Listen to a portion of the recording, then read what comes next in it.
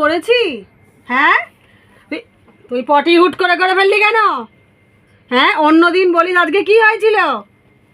হ্যাঁ, এক দিয়ে দেবো একদম এক।